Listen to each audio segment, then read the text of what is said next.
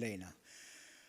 Ilna mill-7 ta' Marzu mod regolari, prattikament kuljum, u il-Superintendent tas-Saħħa Pubblika nagħtu daw il-press briefs biex ninformaw lill-ġurnalisti, lill-medja u lill-poplu ġenerali dwar is-sitwazzjonijiet u dwar il-kondizzjonijiet tal-pazjenti illi jkunu infettati bil-COVID-19. Kien hemm ġranet meta stajna nagħtu aħbarijiet sbieħ, kien hemm ġranet meta kellna aħbarijiet inqas sbieħ. Però dejjem għedna illi ħanitkellmu bit-trasparenza u għedna illi dak kollu illi jkun qiegħed għaddej ħanu masluh lilkom fl-iżjed ħin fl-inqas ħin possibbli.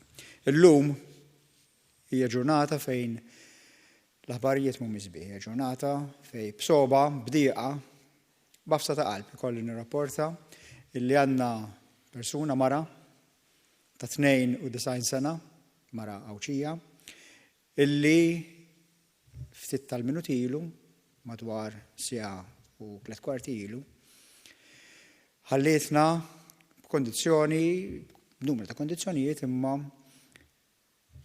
it-testjat pożittiva għal COVID-19, it-testjat pożittiva għal coronavirus.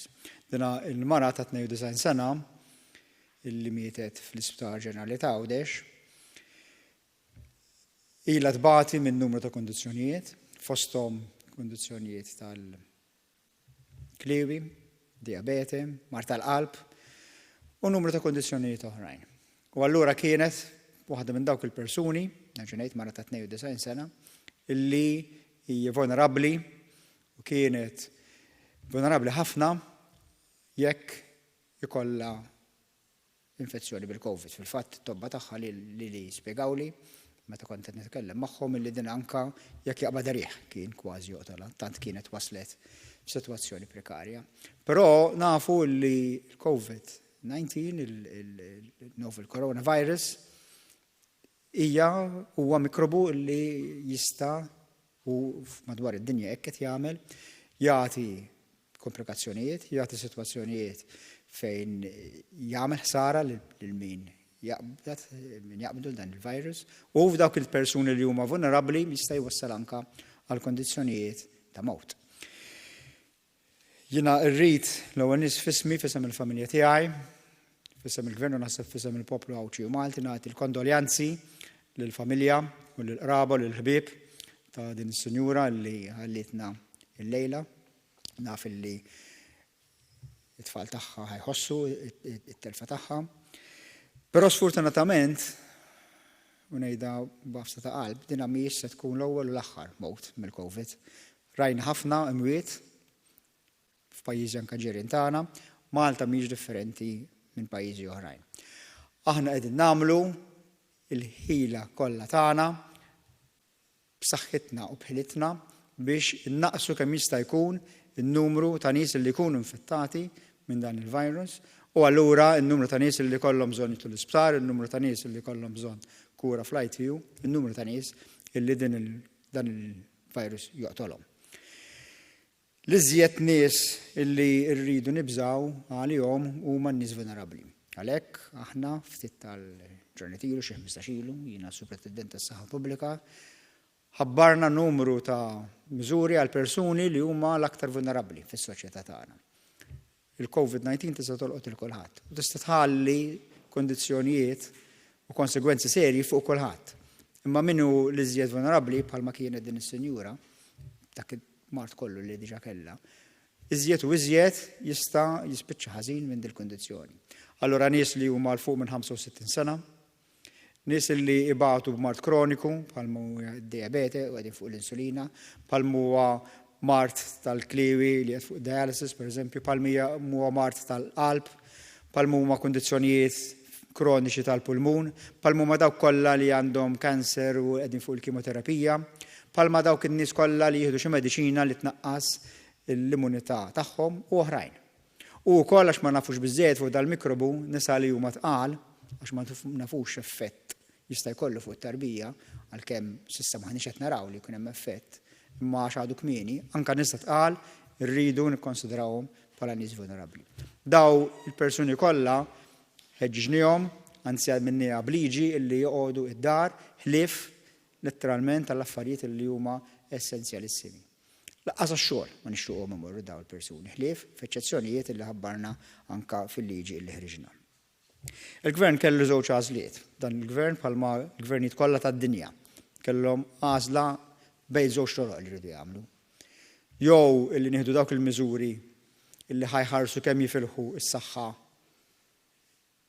tal-pubbliku, tal-individwi, jew immorru biex nibqgħu nagħmlu l-affarijiet li naraw l-ekonomija tkompli għaddejja isu ma ġara xejn u ninsew is-saħħa warajna. Aħna mhux hekk għamilna. Meta iddeċidejna illi ngħidu l tal-ħwienet jagħlqu li fall-affarijiet essenzjali, meta għedna li tal-ristoranti jagħlqu, l-bars jagħlqu, il-gażini jagħlqu, meta waqqafna t-turisti milli jiġu Malta x'waqqafna l-flights u waqqafna il-cruise liners, konna qed nieħdu deċiżjonijiet li nafu li ħajħallu impatt fuq il-business, fuq l-ekonomija, fuq kemm in-nies kapaċi jaqalgħu flus, imma konna nafu li b'dawn il-miżuri ħanamlu dak kollu li nistgħu bħala pajjiż biex nissalvagwardjaw is-saħħa ta' kull wieħed u waħda minnha. U bħallum meta naraw każ bħal din is-sinjura illi tgħid kif tista' tagħmel prezz fuq ħajja ta' persuna. Nirrealizzaw li d-deċiżjoni li ħadna biex nibżgħu aktar għan-nies milli nibżgħu għall-ekonomija kienet id-deċiżjoni tajba. Jiena nitlobkom illi tkunu magħna biex din iċ-challenge l-isfida tal-epidemija li għandna f'pajjiżna li laqtet id-dinja kollha niffaċċjawha flimkien u kif jista' jkun nerbħuha flimkien.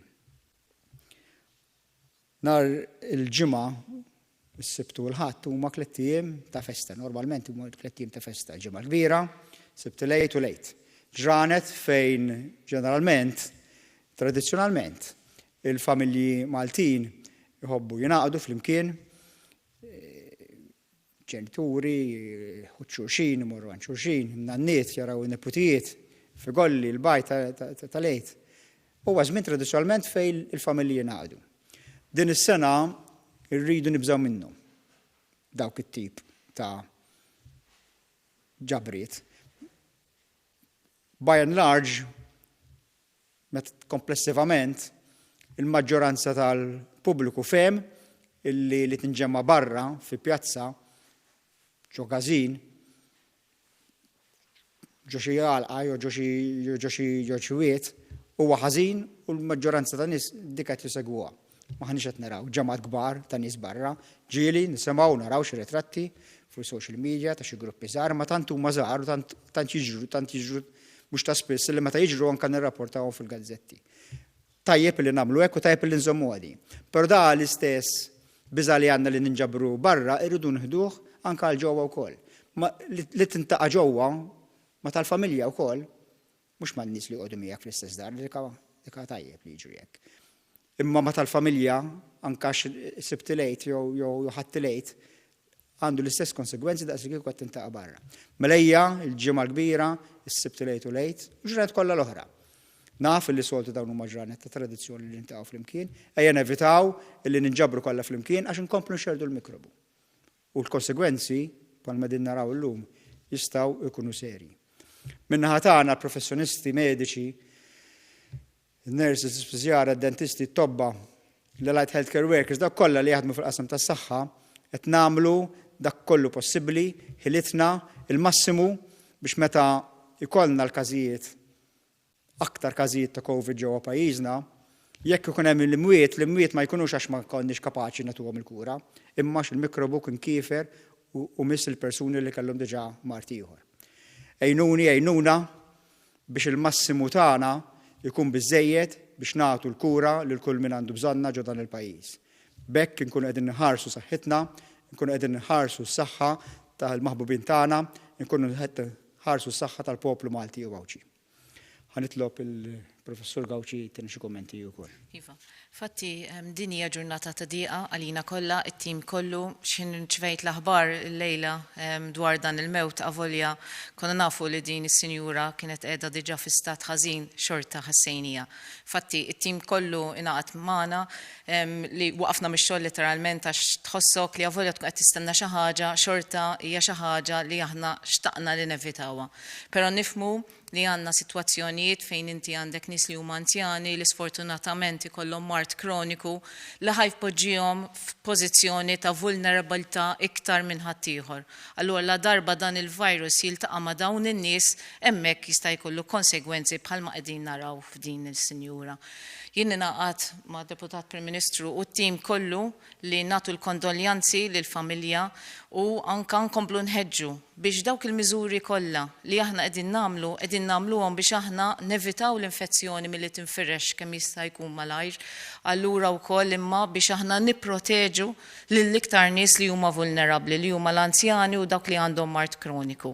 Importanti ħafna li aħna nsegwu dal-miżuri għaliex nafu li iva sfortunatament jista' jkollna aktar imwiet u iva jkollna aktar imwiet imma kemm jista' jkun aħna nipproteġuhom il dawn in-nies biex innaqsu kemm nistgħu. Grazzi Charmaine, nieħdu xi mistoqsijiet mill-medja, nixtieq li mistoqsijiet ikunu fil-qosor, naf li dan huwa mument ta' diqa, mument ta' solidarjetà anke mal-familjari ta' Sinjura Awċija li ħallitna llejla, imma lest li nieħdu mistoqsijiet qed nara lil naħseb Glenn TVM, Glenn Iva. Iva, nsallimlek Dr. Fern. Qed nisimgħu Glenn. L-anzjani, naf li kien hemm pjanijiet li l-anzjani li kienu residenti f'Dar Sant'Anna fl-Istar Ġenerali ta' Għawdex jimxu għal lukanda ewlenija fil-qalba ta' Raba ta' Għawdex. Din il-miżura seħħet l-anzjani jimxu għal din il-lukanda?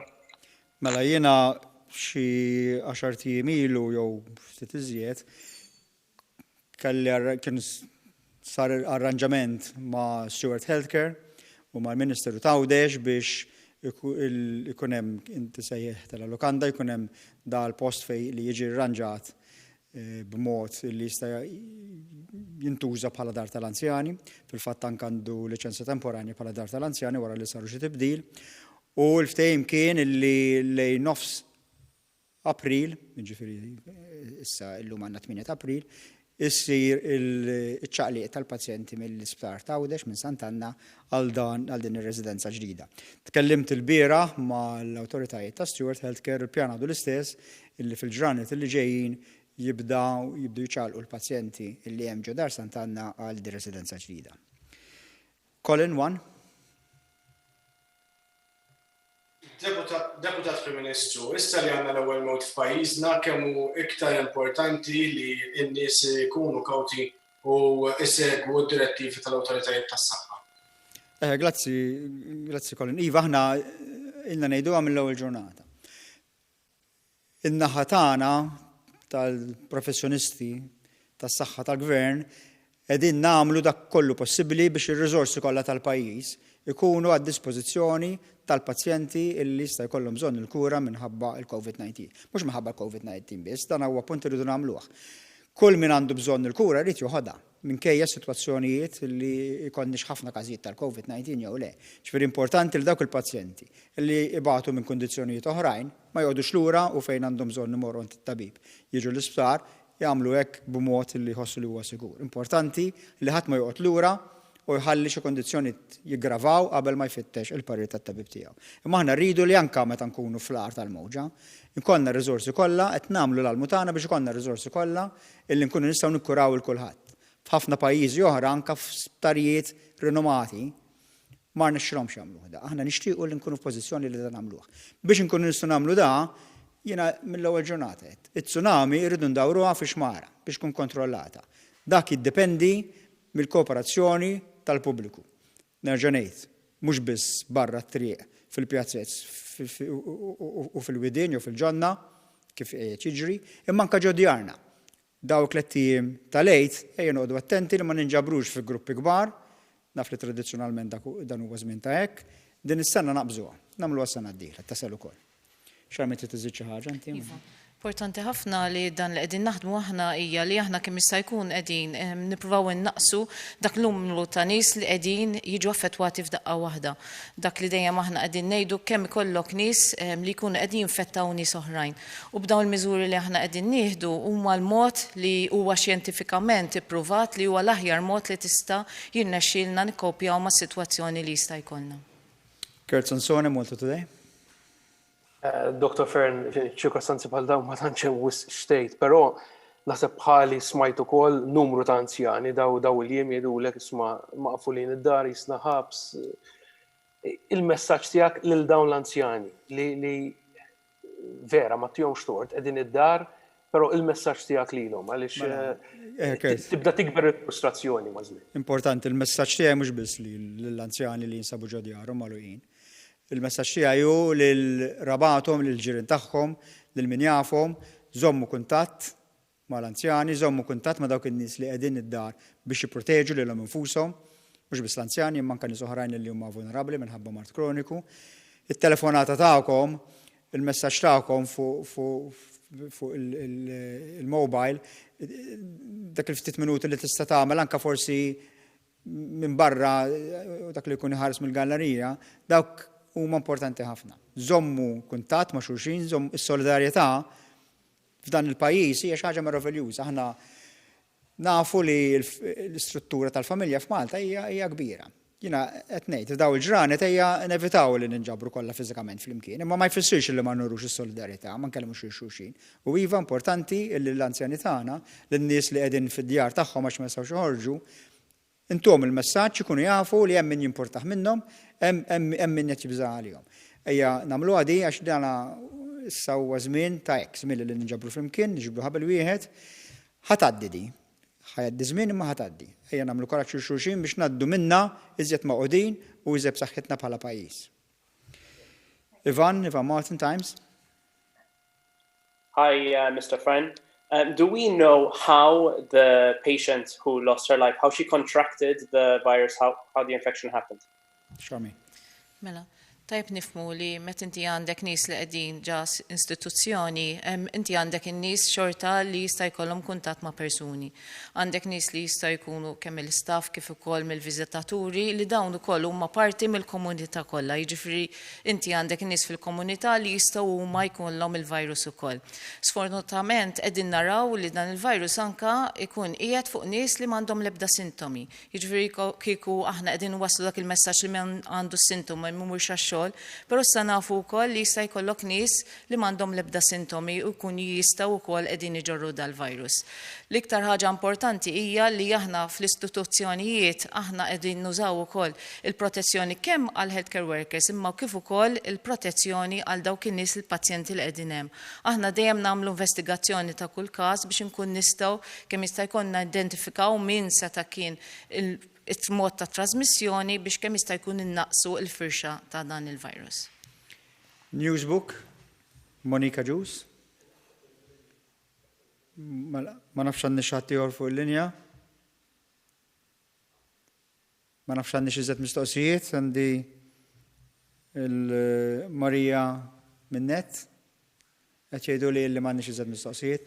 Nirringrazzjawkom illi kontu magħna, nerġa' ninaqat ma' Superintendent tas-Saħħa Pubblika u fismi, fisem il-familja tiegħi, fisem il-Gvern, fisem il-poplu kollu nagħti l-kondoljanzi lill-familjari u l-qrabu l-ħbieb ta' din is-sinjura li ħallitna llejla ġew Għawdex u nagħmel nerġa' l-appell tiegħi ejja nieħdu din ġrajja tal-lum biex inkomplu nuru l-disciplina tagħna, il-fokus tagħna, ir-riżolv tagħna illi din l-epidemija nieħduha qawwa, ma nibżawx minnha, kunu b'saħħitna, noqogħdu ġewwa, noqogħdu b'saħħitna ħalli tgħaddi biċ il-ġid. Nirringrazzjakom u nixtieqilkom il-lejli tajjeb.